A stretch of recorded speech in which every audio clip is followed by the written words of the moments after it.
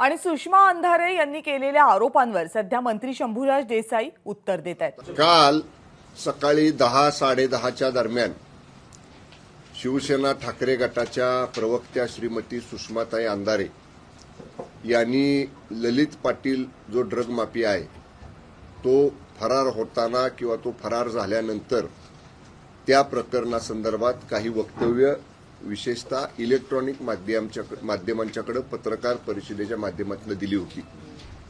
मला हा विषय मी कालही माध्यमांपुढे स्पष्ट केला की माध्यमांच्याच काही सहकारी मित्रांनी ती क्लिप मी लोकांना भेटत असताना माझ्या गावाकडे दाखवली आणि ते बघितल्यानंतर जसं मला हसू आलं ती क्लिप बघताना तसं माझ्या काही बरोबर असणाऱ्या कार्यकर्त्यांना देखील हसू आलं, कारण वक्तव्य श्रीमती सुषमाताई अंधारे यांचं माझ्या बाबतीत केलेलं हे हास्यास्पद आहे। कारण या ललित पाटील प्रकरणाशी माझा कसलाही तीळ मात्रही संबंध नाही हे काल देखील मी स्पष्ट केलं होतं, आजही मी सांगतोय।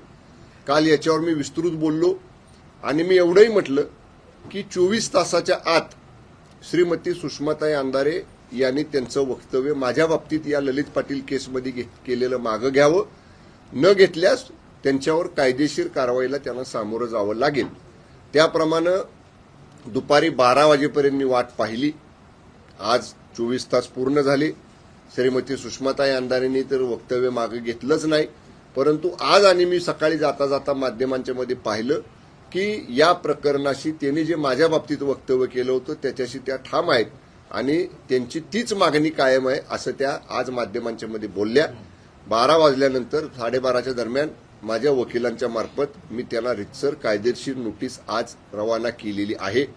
त्यांच्या ईमेल आयडीवर केलेली आहे, त्यांचा जो ऑफिशियल शिवसेनेच्या वेबसाईट म्हणजे ह्याच्यावर फेसबुकवरती जो त्यांचा ॲड्रेस आहे त्या ॲड्रेसवरती पोस्टानं पाठवलेली आहे, कुरिअरनं देखील पाठवलेली आहे। त्यांच्यावर निश्चितपणानं इथून पुढची जी काही सगळी कायदेशीर कारवाई आहे ती कायदेशीर कारवाई माझ्याकडनं या ठिकाणी आपण सुरू केलेली आहे। श्रीमती अंधारे या अपुऱ्या माहितीच्या आधारे अशा पद्धतीचं वक्तव्य करतायत। हा ललित पाटील कोण आहे, कुठला आहे, त्याच्याशी माझा कधीही संबंध आलेला नाही, त्याला मी कधी भेटलेलो नाही, तो काळा का गोरा मी पाहिलेला नाही। आणि असं असताना 3 टर्म निवडून आलेल्या लोकप्रतिनिधीला 18,000 15,000 मतांनी लोकांनी आम्हाला निवडून दिलं।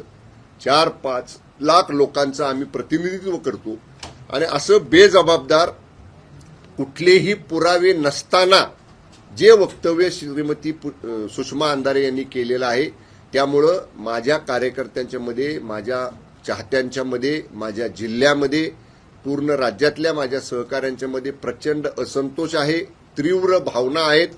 त्यामुळं निश्चितपणे या सगळ्या गोष्टींना श्रीमती सुषमाताई अंधारे याच जबाबदार आहेत।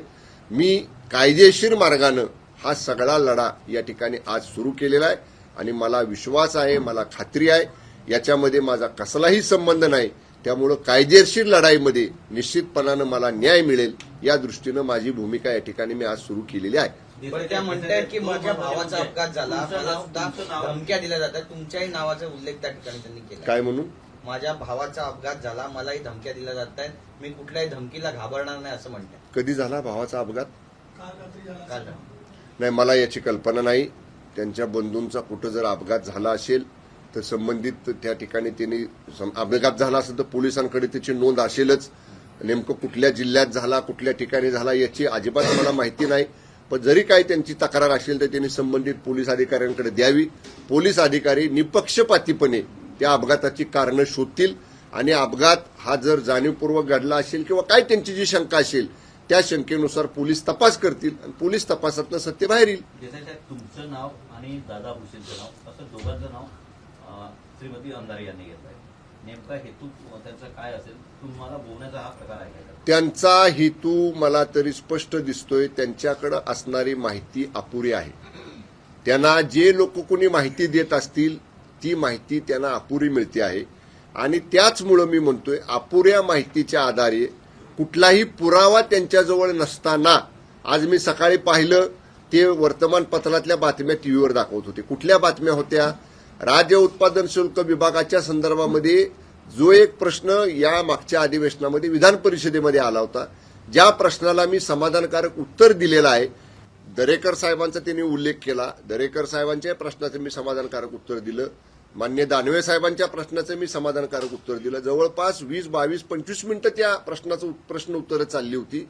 आणि एवढंही झाल्यानंतर मान्य भाई जगताप असतील, मान्य दरेकर साहेब असतील किंवा मान्य दानवे साहेब असतील किंवा अन्य मान्य सदस्य असतील विधान परिषदेतले, ज्या ज्या अधिकाऱ्यांचा राज्य उत्पादन शुल्क विभागाच्या त्या प्रश्न उत्तरामध्ये त्यांनी उल्लेख केला, त्यांची स्वतंत्र या ठिकाणी सुनावणी घेण्याची प्रक्रिया मी अधिवेशन संपल्या सुरू केलेली आहे.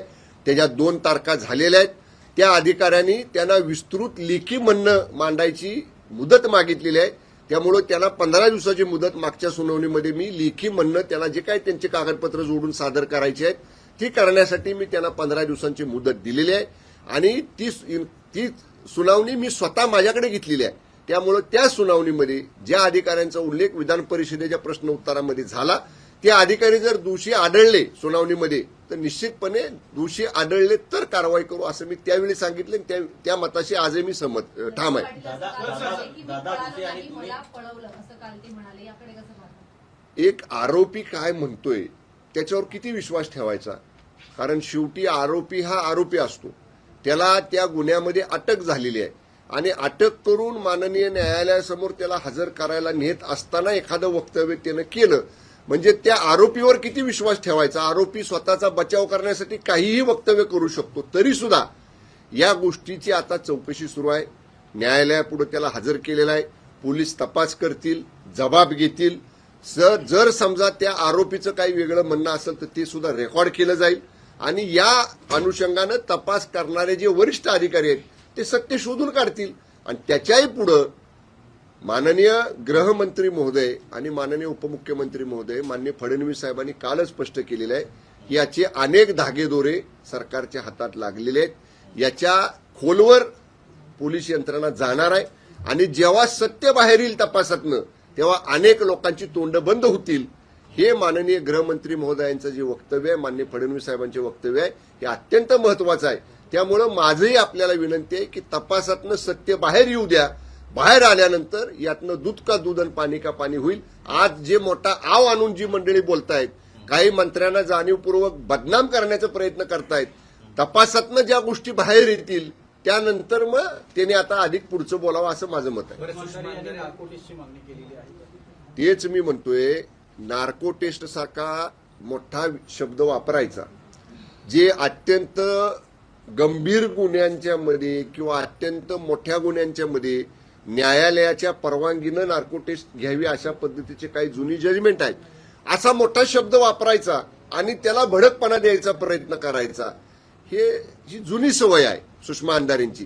त्यामुळे ठीक आहे, त्यांनी मागणी केली, पण मी कालही सांगितलेलं आहे त्यांनी मागणी केली म्हणून नाही, परंतु राज्यातल्या जनतेला हे स्पष्ट झालं पाहिजे, माझ्या जिल्ह्यातल्या माझ्या मतदारसंघातल्या जनतेला सर्व नागरिकांना हे स्पष्ट झालं पाहिजे, कुठल्याही यंत्रणेमार्फत कोणत्याही चौकशीला कधीही सामोरं जाण्याची माझी 1000% 1000 वेळा कधीही तयारी आहे. मी कुठल्याही चौकशीला सामोरं जायला तयार आहे.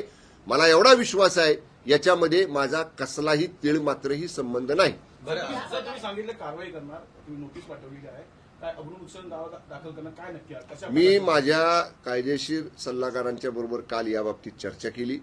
त्यांनी देखील मला हाच सल्ला दिला की तुम्ही 24 तासाचा अल्टिमेटम दिलेला आहे.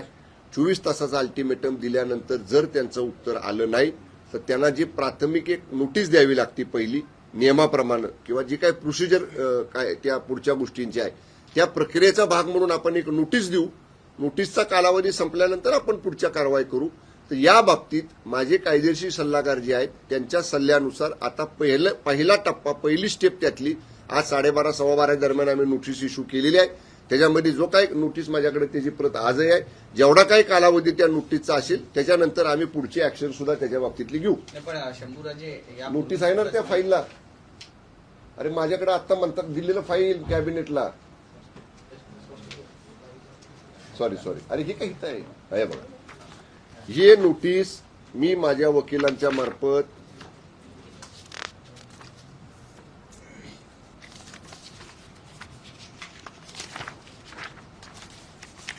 (19/10/2023) या ठिकाणी त्यांना रवाना केलेला आहे, त्यांच्या पोस्टल ॲड्रेसवर केलेला आहे आणि त्यांचा जो मेल आयडी आहे त्या मेल आयडीवर सुद्धा त्यांना ही नोटीस पाठवलेली आहे. बरं, देसाई साहेब, यापूर्वी सुद्धा तुम्ही युतीच्या खासदारांना नोटीस पाठवली होती आणि त्यानंतर त्यांनी आपली भूमिका बदलली होती. तुमच्यावर सुद्धा आरोप केला होता तुम्ही मातोश्रीच्या संपर्कात आहे. आता ही नोटीस बदलली, तुम्हाला वाटतं त्यांनी त्यातनं थोडासा काहीतरी बोध घ्यायला हवा होता, कारण त्यांचेच पक्षातले विनायक राऊत हे त्यांचे सहकारी आहेत. एक 2-3 महिन्यापूर्वी त्यांनी सुद्धा असाच उल्लेख केला होता माझा की शंभूराज देसाई मातोश्रीच्या संपर्कात आहेत, उद्धव ठाकरे साहेबांच्या संपर्कात आहेत. आणि जेव्हा मी त्यांना असाच अल्टिमेटम दिला 24 तासाचा, तेव्हा 24 तास संपायच्या आतच 18-19व्या तासालाच ते माध्यमांपुढे स्वतःहून आले विनायक राऊत साहेब आणि त्यांनी सांगितलं की ते शंभूराज देसाई हे नाहीत, मंत्री शंभूराज देसाईंच्या बाबतीत मी बोललो नाही. त्याच्यावरही मी त्यांना म्हणलं दुसरा शंभूराज देसाई कोण आहे तो पुढे आणा, ते सांगा. ते पण ते सांगू शकले नाहीत. तीच वेळ सुषमा अंधारेंच्यावर येणार आहे, एवढंच तुम्हाला सांगतो. संजय राऊत आणि ह्यांचे आपले दादा भुसे. दादा भुसे यांचं राजीनाम्याची मागणी केलेली संजय राऊत. कोण संजय राऊत? अहो, ज्यांना ग्रामपंचायतीला निवडून कधी येता येत नाही त्यांनी 5-5 लाख लोकांच्यातनं निवडून आलेल्या लोकांच्या राजीनाम्याची मागणी करायची. मी आधी त्यांना आपल्या माध्यमातून सांगेन की एकदा संजय राऊत साहेबांनी कुठल्या तरी एका विधानसभा मतदारसंघातनं, कुठल्या तरी एका लोकसभा मतदारसंघातनं राहता राहिलं एखाद्या ग्रामपंचायतीला तरी, अर्थात थेट सरपंच निवड आहे, तिथनं तरी निवडून या म्हणावं आणि मग निवडून आलेल्या लोकांच्या राजीनाम्याची मागणी करा. जे संजय राऊत सांगतात मी 20 वर्ष खासदार आहे, आमच्याच मतावर झाले, आम्हीच त्यांना मतं देऊन खासदार केले. त्यामुळं ज्यांना लोकातनं कधी निवडून येता येत नाही त्याने आमच्यासारख्या 5-5 लाख लोकांच्यातनं 15-15, 18-18 हजार मतातने निवडून आलेल्या लोकप्रतिनिधींच्या राजीनाम्याची मागणी करणं गैर आहे, चुकीचं आहे. संजय राऊत उद्या राज्य सरकारचा मोर्चा म्हटलंय ड्रग्सच्या विरोधात उभाटा कर आणि स्वतः संजय राऊत उपस्थित राहणार आहेत, मोठा मोर्चा काढणार. एक जो आरोप त्यांनी केला नाशिकमध्ये उद्या एक जो आरोप आहे तो त्यांनी केलाय की ललित पाटील हा एक मोहरा आहे, गृहमंत्री यांचा मोहरा म्हणून वापर राज्य सरकारचा मोहरा असल्याचं म्हटलंय संजय राऊत. संजय राऊतांनी थोडी वाट बघावी. आता तो मुख्य आरोपी आहे, तो पोलिसांच्या ताब्यात आलेला आहे, त्याला अटक केलेली आहे, त्याला पोलीस कस्टडी मिळालेली आहे. तपासामध्ये सगळ्या गोष्टी पुढे येतील ना.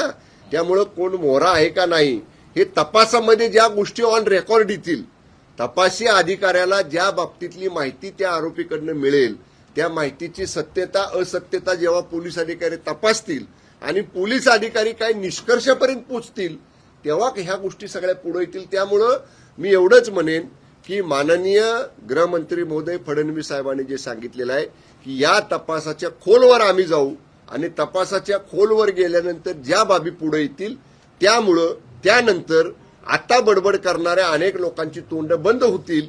हे जे फडणवीस साहेबांचं म्हणणं आहे त्याप्रमाणे तपास पूर्ण होण्याची वाट आपण बघितली पाहिजे. मोठा मोर्चा उद्या काढणार, नाशिकला उद्या मोठा मोर्चा काढणार. मोर्चा काढणं हे प्रत्येकाचा स्वातंत्र्य अधिकार आहे.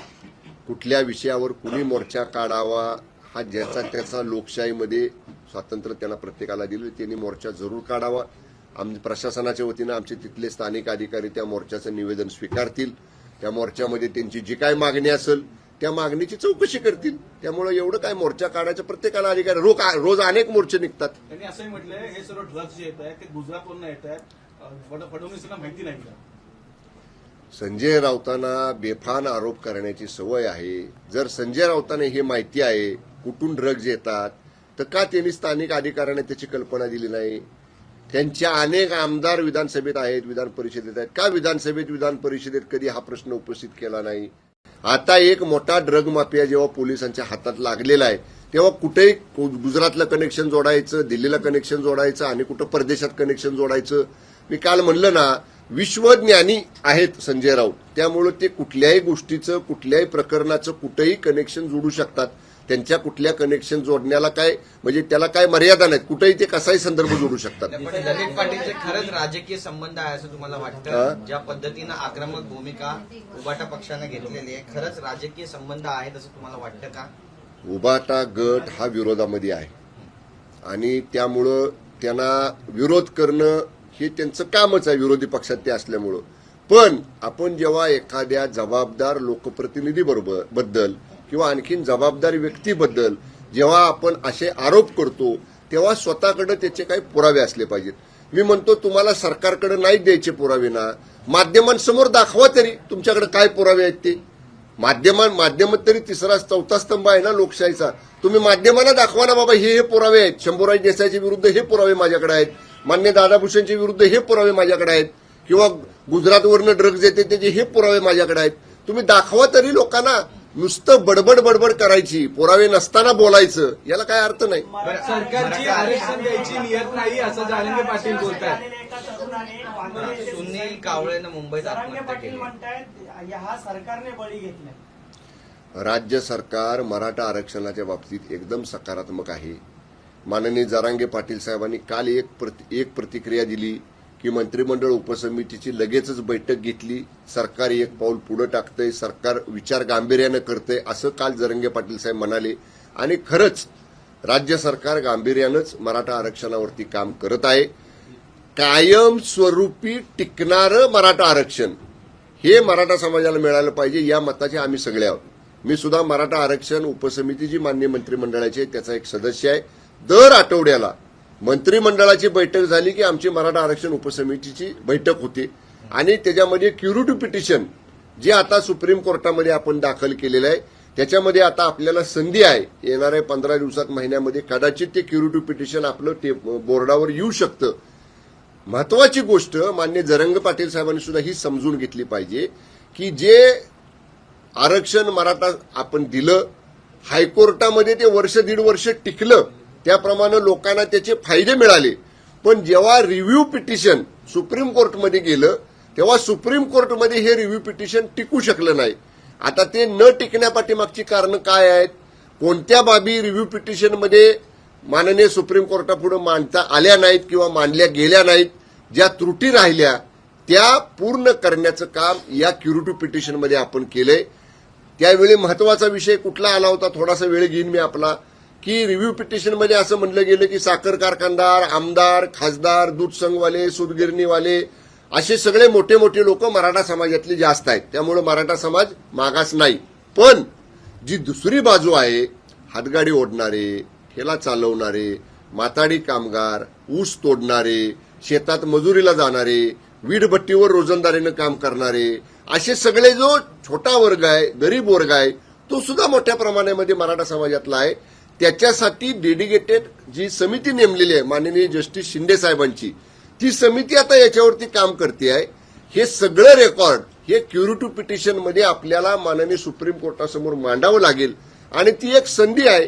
क्युरेटिव्ह पिटिशन आपलं ऍडमिट झालं तर नक्कीच जे हायकोर्टमध्ये मराठा आरक्षण टिकलं होतं ते तसंच टिकून राहील यासाठी राज्य सरकारचे प्रयत्न आहेत.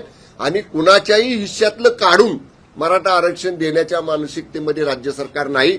मराठा समाजाला त्यांचं स्वतंत्र आरक्षण आणि कायमस्वरूपी टिकणारं आरक्षण हे देण्यासाठी राज्य सरकार निश्चितपणे सकारात्मक पावलं टाकत आहे.